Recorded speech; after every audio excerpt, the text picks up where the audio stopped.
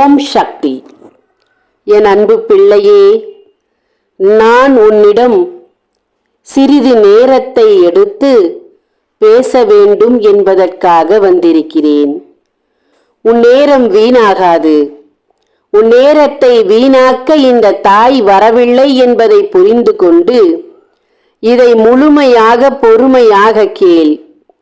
உன்னை சுற்றி நடந்து கொண்டிருக்கும் சதிகளை பற்றி தெரிந்து கொள். நீ ஏன் இத்தனை மௌனம் காத்து கொண்டிருக்கிறாய் என்பது எனக்கு புரியவில்லை.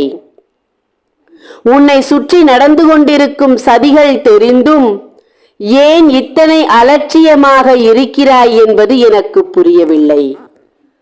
பலமுறை உன்னிடம் வந்து நான் பேசிவிட்டேன். நடந்து கொண்டிருப்பதையும் சொல்லிவிட்டேன். நடப்பதை தடுத்து நிறுத்த வேண்டும், வரும் மிகப்பெரிய இழப்பிலிருந்து உன்னை காக்க வேண்டும் என்பதற்காக எத்தனையோ பேசிவிட்டேன். உன் மனதில் அதுவெல்லாம் பதியாமல் இருந்து விட்டது. தங்கமே, சதிகாரர்கள் போடும் திட்டத்தில் விழுந்து விடாதே. உன் வாழ்க்கை வீணாகி போய்விடும்.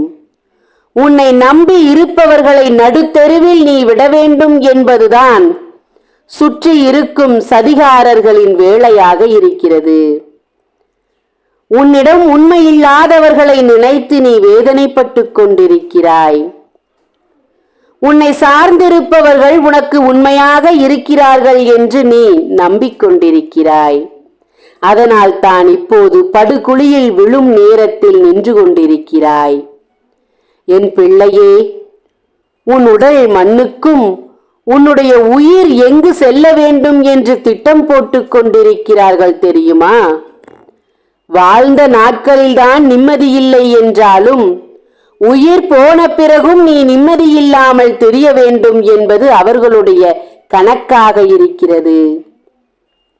நான் ஒரு தேதி குறிப்பிட்டிருக்கிறேன் தெரியுமா? அந்த நாளுக்குள் அவர்கள் உன்னை பார்த்து சந்தோஷப்படும் காரியம் நடக்க வேண்டும் என்று காத்திருக்கிறார்கள். அது நடந்துவிடக் கூடாது என்றுதான் உன்னை தேடி வந்திருக்கிறேன். உன் அலட்சியத்தை தூக்கி எறிந்துவிட்டு நான் சொல்வதை கவனமாக கேள். நீ எப்போது அழிவாய்? உன் குடும்பம் எப்போது தத்தளிக்கும்? நீ இருக்கும் இடமில்லாமல் போக வேண்டும். உன்னை புகழ்ந்து பேசியவர்கள் அத்தனை பேரும் உன்னை தூற்ற வேண்டும் என்பதுதான் இந்த கணக்காக இருக்கிறது. எந்த வழியாக இருந்தாலும் நான் அனுபவித்துக் கொள்கிறேன். என்னை சார்ந்த என் குடும்பத்தை சார்ந்தவர்கள் எதையும் அனுபவிக்க கூடாது என்று நினைக்கும் உன் மனம் அவர்கள் அனுபவிப்பதை கண்களுக்கு நேராக பார்க்கக்கூடிய சூழ்நிலையை கொடுக்க போகிறார்கள். நான் சொல்வது உனக்கு தெளிவாக புரியும் என்று நம்புகிறேன். உன் குடும்பத்தை அழிக்க வேண்டும். உன் பிள்ளைகளின் நிலையை சீரழித்து உன் கண்களுக்கு நேராக காட்ட வேண்டும். இதுதான் அவர்களுடைய கணக்காக இருக்கிறது. நான் சொல்லும் தேதியை குறித்து வைத்துக்கொள். அவர்கள் மிகவும் வேகமாக ஒரு காரியத்தை செய்து கொண்டிருக்கிறார்கள். அந்த நாளுக்குள் உன்னை படுக்கையில் போட்டு அழகு பார்க்க வேண்டும் என்று காத்திருக்கிறார்கள். ஜாக்கிரதையாக இருந்து கொள். புத்தியுள்ள பிள்ளையாக நடந்து கொள்.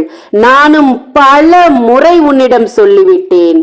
48 நாள் பூஜையில் வைத்த எந்திரங்களையும் சாம்பராணியும் ஆண் பெண் உருவத்தையும் சத்திய நாராயணா படத்தையும் வாங்கி பரிகாரங்களை செய்து எதிரிகளை வென்று உன் வாழ்க்கையை வென்று செய்வினையை வென்று தீய சக்தியை வென்று உன் வாழ்க்கையை நீ நினைத்தபடி அமைத்துக்கொள் என்று பல முறை சொல்லிவிட்டேன்.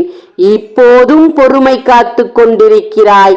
இந்த பொறுமை உனக்கு அமைதியை குலைத்துவிடும், உன் குடும்பத்தை அழித்துவிடும் என்பதை தெரிந்து கொண்டு உடனடியாக 48 நாள் பூஜையில் வைத்த எந்திரங்களை வாங்கி பூஜையில் செய்.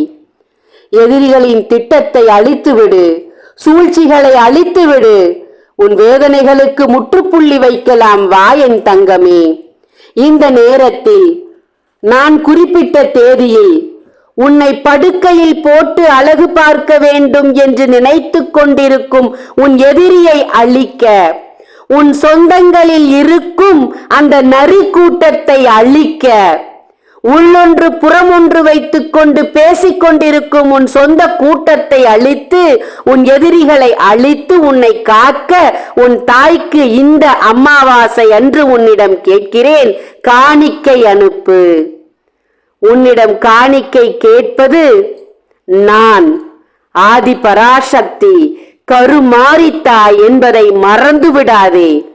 இன்று உன்னிடம் கேட்கும் இந்த காணிக்கை உன்னை காப்பாற்றும், உன் குடும்பத்தை காப்பாற்றும் என்பதை மறந்து விடாமல் உன் தாய்க்கு காணிக்கை அனுப்பு. நல்லதை நடத்தி கொடுக்க காத்திருக்கும் உன் தாய்க்கு காணிக்கை அனுப்பு.